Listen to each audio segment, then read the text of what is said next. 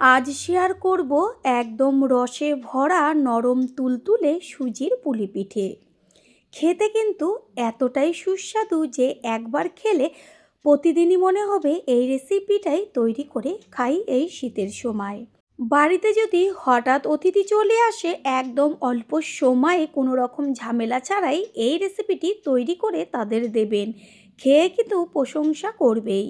নমস্কার বন্ধুরা, শ্বশুর বৌমা রান্নাঘর অ্যান্ড ব্লগ চ্যানেলে সকলকে স্বাগত। তাহলে কি করে তৈরি করব সেটাই দেখে নেওয়া যাক। প্রথমেই এইখানে আমি একটা পাটালি গুড় নিয়েছি। আপনারা পাটালি গুড়ের পরিবর্তে খেজুরি গুড়টা হয় সেটা ব্যবহার করতে পারেন। আর নিয়েছি কুড়িয়ে নেওয়া নারকেল, এইখানে অর্ধেকটা নারকেল কুড়িয়ে নিয়েছি। আর 1 কাপ সুজি। এই 1 কাপ পরিমাণ সুজি দিয়েই কিন্তু অনেকগুলোই পুলি তৈরি হয়ে যাবে। গুড়টাকে ভেঙে নিয়েছি, এরপর গ্যাসের ওভেনে কড়াই বসিয়ে তাতে দিয়ে দিচ্ছি যে 1 কাপ সুজি নিয়েছি সেই সুজি। গ্যাসের ফ্লেম লোতে রেখে সুজিটাকে হালকা করে ভেজে নেব। এমনভাবে ভাজতে হবে যেন সুজিটা লাল না হয়ে যায়। সুজি ভেজে নেওয়া হয়ে গেছে, এবার এর মধ্যে দেব জল। যেই পাত্রে করে সুজি ব্যবহার করবেন তার ডবল পরিমাণ জল দিতে হবে। দিচ্ছি পাঞ্চে ভাবটা কাটার জন্য 1 চিমটে লবণ। জলের পরিমাণটা কিন্তু একটু বেশি দিতে হবে, মানে ধরেন আমি এইখানে 1 কাপ সুজি দিয়েছি, 2 কাপ জল দিয়েছি, বড় কাপের 1 কাপ। এতেই কিন্তু পারফেক্ট কাইটা তৈরি হবে। গ্যাসের ফ্লেম লো করে দিয়ে কাইটাকে ভালো করে বারে বারে খুন্তি দিয়ে নেড়ে চেড়ে একটা ডো তৈরি করে নেব। সুজির থেকে যত জলটা টেনে যাবে ততই কিন্তু বেশ একদম কড়াই থেকে ছেড়ে ছেড়ে আসবে, আর সুন্দর কিন্তু আঠালোভাবে বেশ এক জায়গায় একটা দলার মতন পাকিয়ে যাবে। এরকমভাবেই ডোটাকে তৈরি করে নিয়ে তারপরে গ্যাসটা অফ করে দেব, আর একটা থালার মধ্যে রেখে ঠান্ডা করে নেব। সম্পূর্ণ কাইটা থালায় তুলে নিয়েছি, এবার এটা ঠান্ডা হতে থাক। অন্যদিকেই ওই কড়াইটাই গ্যাসের ওভেনে বসিয়ে তারপর দিয়ে দিচ্ছি কুড়িয়ে নেওয়া নারকেল, আর এর মধ্যে দেব যে পাটালি গুড়টা ভেঙে রেখেছিলাম সেই গুড়।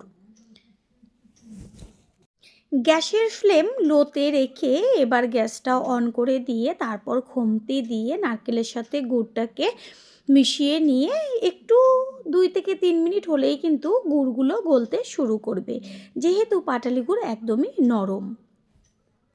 যদি মনে হয় সামান্য একটু জল ব্যবহার করতেই পারেন। গুড়টা গলে গেছে আর নারকেলের সাথে কিন্তু বেশ ভালোভাবে মিশেছে। এই নারকেলের পুরটা কিন্তু একদম যে নাড়ু তৈরি হয় ঠিক সেরকমভাবে পাক করলে হবে না। গুড়টা একটু বেশি দিলে পরে ভালো লাগবে খেতে, তবে পাকটা কিন্তু অল্প করতে হবে। বেশি পাক কখনোই করবেন না, বেশি একটু হালকা ঝরঝরে হবে, সেটাই কিন্তু খেতে ভালো লাগবে। নারকেলের পুর কিন্তু একদম তৈরি হয়ে গেছে, এবার এটাকে নামিয়ে একটা প্লেটে রেখে দেব। পুর তৈরি হতে হতে এইখানে কিন্তু সুজির কাইটাও ঠান্ডা হয়ে গেছে। এবার আটা যেইভাবে মাখা হয় ঠিক সেইভাবে কিন্তু হাত দিয়ে ঠেসে ঠেসে খুব ভালো করে কাইটাকে মেখে নিতে হবে। কাইটা যত ভালো করে মাখা হবে পুলিগুলো কিন্তু তত নরম হবে, আর ভাজার সময় একটাও কিন্তু ফেটে যাবে না। সেই কারণে একটু সময় নিয়ে কাইটাকে বেশ হাত দিয়ে ঠিক আমার মতন করে ঠেসে ঠেসে মেখে নিতে হবে। কত সুন্দরভাবে মাখা হয়ে গেছে, আর থালার থেকে কিন্তু সম্পূর্ণ কাইটা ছেড়ে এসছে। একদম পুরো আটা বা ময়দা যেমন মাখা হয় ঠিক সেরকমই একটা ডো তৈরি হয়েছে। আর এই পুলিটা তৈরি করার সময় কিন্তু অনেক সময় সুজিটা হাতে লেগে যায়। আমি যেইভাবে মেখেছি একটুও কিন্তু হাতে লেগে যাবে না, আর তেলেরও প্রয়োজন হবে না।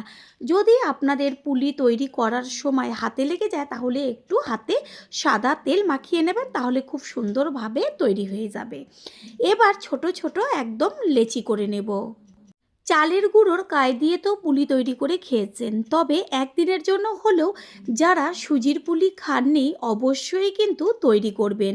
তারপরে সে কমেন্ট করে জানিয়ে যাবেন যে কত টেস্টি হয়েছিল।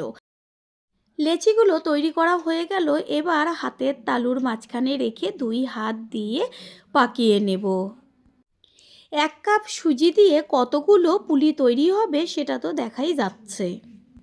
এরপর একটা লেচি নিয়ে ২ আঙুল দিয়ে চেপে চেপে বেশ বাটির মতন আকার করে নেব। মাঝখানটা একটু ডিপ করে দিয়ে আর চারদিকটা আঙুল দিয়ে চেপে চেপে পাতলা করে দেব। মাঝখানে ডিপ করলে কি হবে, যে পুরটা ভরবো তাহলে মুড়াবার সময় বেরিয়ে যাবে না। কত সুন্দর বাটির মতন তৈরি হয়ে গেছে।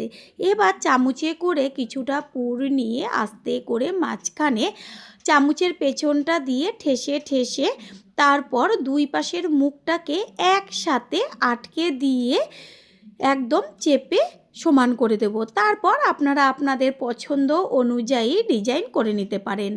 আমি দুই পাশের মুখটা একবারে চেপে দিয়ে তারপর একটু মুড়িয়ে দিয়েছি। এইভাবেই সব পুলিগুলো তৈরি করে নেব। কত সুন্দর হয়েছে দেখতে। আবার যদি ডিজাইন করতে অসুবিধা হয় তাহলে এরকম দুই পাশের মুখটা আটকে নিয়ে তারপর হাতের তালুর মাঝখানে রেখে লম্বাভাবে দুই হাত দিয়ে একটু গোল করে নিলেই কিন্তু সুন্দর ওইটাও একটা ডিজাইন হয়ে যায়। সেমভাবে আরেকটা করে দেখিয়ে দিচ্ছি।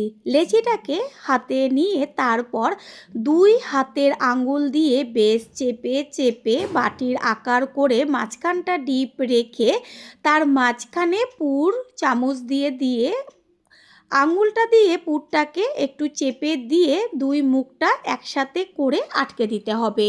যারা প্রথমবার আমাদের চ্যানেল ভিজিট করছেন তাদের আন্তরিক শুভেচ্ছা ও ভালোবাসা।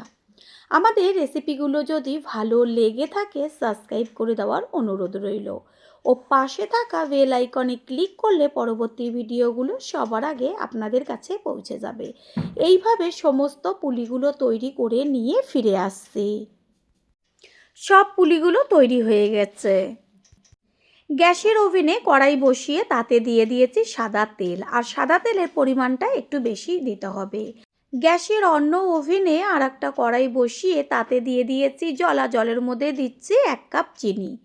যেই পাত্রে করে চিনি ব্যবহার করেন সেই পাত্রেরই সেম পরিমাণ জল দিতে হবে। এখানে আমি 1 কাপ চিনি দিয়েছি আর 1 কাপ পরিমাণ জল দিয়েছি, আর একটা ফ্লেভারটা ভালো আসার জন্য দিয়েছি এলাচ থেতো করে।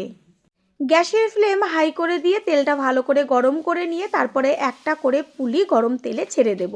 আর পুলিটা দেওয়ার পর কিন্তু গ্যাসের ফ্লেম একদম লো করে দিতে হবে, তাহলে পুলিটা খুব সুন্দরভাবে ভাজা হবে। একবারে কিন্তু অনেকগুলো করেই ভাজা যাবে। নিচের পিঠটা হালকা একটু ভাজা হলে উল্টে দিতে হবে ওপরের পিঠটা হবার জন্য। এই পুলিটা ভাজার সময় কিন্তু একটু বারে বারে এপিট ওপিট করে উল্টে দিতে হবে। এদিকে পুলি ভাজা হচ্ছে, অন্যদিকে যে গ্যাসের ওভেনে আমি চিনির শিরাটা তৈরি করছি সেটা কিন্তু গ্যাসের ফ্লেম লোতে রেখে শিরাটাকে তৈরি করতে হবে। শিরাটাকে কিন্তু একটু বারে বারে খুন্তি দিয়ে নেড়ে চেড়ে দিয়ে একটু সময় নিয়ে জাল দিয়ে নিতে হবে। আস্তে আস্তে কিন্তু পুলিগুলোর কালার চেঞ্জ হতে শুরু করেছে, আর বেশ কিন্তু একটু লাল লাল করে ভেজে নিতে হবে। ঠিক এইভাবে বারে বারে এপিট ওপিট করে দিলে পরে দুই পাশের কালারটাই খুব সুন্দরভাবে হবে। চিনির শিরাও কিন্তু বেশ একটু ঘন হতে শুরু করেছে। এটা কিন্তু একদম পুরো যে ঘন ঠিক সেরকম হবে না, হাতে বেশ একটু আঠা আঠা লাগবে, ঠিক সেই পর্যায়ে গ্যাসটা অফ করে দিতে হবে। পুলিগুলো কিন্তু আর ভাজতে বেশি সময় লাগবে না, আর একটুখানি ভেজে নিলেই তৈরি হয়ে যাবে। দুই পিঠই কিন্তু খুব সুন্দর বেশ লালচে একটা কালার চলে এসছে। এবারে এগুলোকে তেল ছেঁকে একটুখানি রেখে দিয়ে তারপর তুলে নিতে হবে। শিরা তৈরি হয়ে গেছে, এবার গ্যাসটা অফ করে দেব। আর যে এই পাশে পুলিগুলো ভেজে রেখেছি তেল ছেঁকে, সেটার থেকে তুলে নিয়ে গরম শিরার মধ্যে দিয়ে দেব। গরম অবস্থাতেই পুলিগুলোকে ভালো করে তেল ছেঁকে তুলে তারপর শিরার মধ্যে দিলে পরে কিন্তু পুলিগুলো একদম রস টেনে নরম তুলতুলে রসালো হয়ে যাবে। আর এটা একটু রসে ভিজিয়ে কয়েক ঘন্টা রেখে দিতে হবে, তাহলে কি হবে, পুলিগুলো রসে ভিজে একদম নরম তুলোর মতন হয়ে যাবে, মুখে দেওয়া মাত্রই কিন্তু গলে যাবে। আর যে পুলিগুলো রয়েছে সেগুলোকে একইভাবে ভেজে নেব। আগের পুলিগুলো রসে ভিজছে আর এই পুলিগুলো বেশ কালার কিন্তু চলে এসছে, এগুলোকেও ঠিক আগের মতন লাল লাল করে ভেজে নেব। ভাজা হয়ে গেছে, তেল ছেঁকে এইভাবে কিছুক্ষণ রেখে দিয়ে তারপর শিরার মধ্যে দিয়ে দিতে হবে। আর শিরার মধ্যে পুলিগুলো দেওয়ার পর কিন্তু একটুখানি বাদে বাদে এসে এপিট ওপিট করে দিলে পরে দুই পিঠই খুব সুন্দরভাবে রসে ভিজে থাকবে। তৈরি হয়ে গেল আজকের রেসিপি, রসে ভরা সুজির পুলি পিঠে। আশা করি রেসিপিটি ভালো লাগলো। আর যদি ভালো লেগে থাকে একটা লাইক, কমেন্ট, পারলে একটা শেয়ার করে অবশ্যই জানাবেন। আপনাদের দেওয়া একটা লাইক ও লাইকের পাশে থাকা হাইপ চিহ্নটা কিন্তু ক্লিক করতে একদমই ভুলবেন না। All friend, thanks for watching my video. আপনারা সকলে ভালো থাকবেন, সুস্থ থাকবেন। আবারও দেখা হবে অন্য কোনো রেসিপির এপিসোডে।